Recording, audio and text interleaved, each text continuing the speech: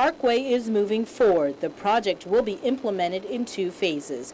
Phase 1 is the construction of a new roadway completely on GIAA property from Route 8 near San Jose Market to existing Sunset Boulevard, just east of the former police department headquarters.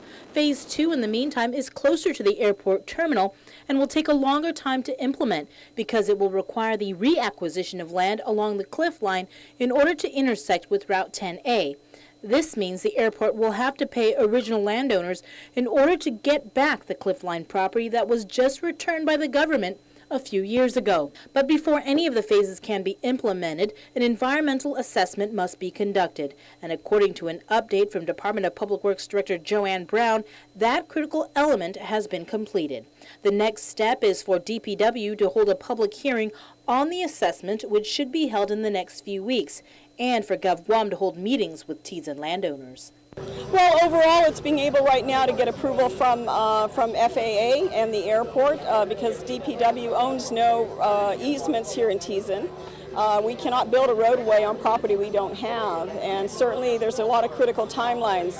Federal Highway will assist us in the purchasing of that property, but again, everything has a timeline, and if it takes too long moving forward to get those issues addressed, we may not have that funding available either.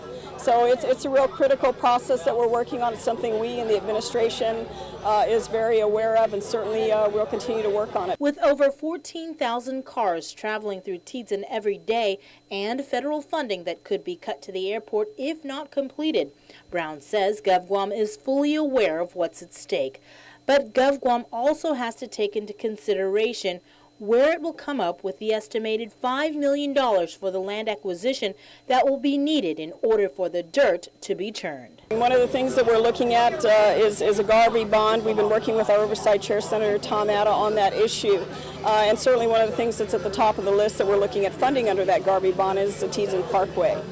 So I would say it's a high priority for the department. As we reported, it was last month Committee Chair on Transportation Senator Tom Atta introduced Bill 472.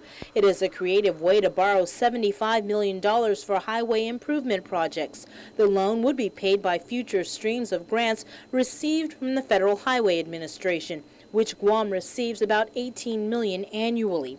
According to Senator Atta, the loan would be issued through a mechanism allowed by federal law known as a Grant Anticipation Revenue Bond, or GARVI. This allows grant recipients, such as Guam, to draw down on future grants, enabling the acceleration of highway projects.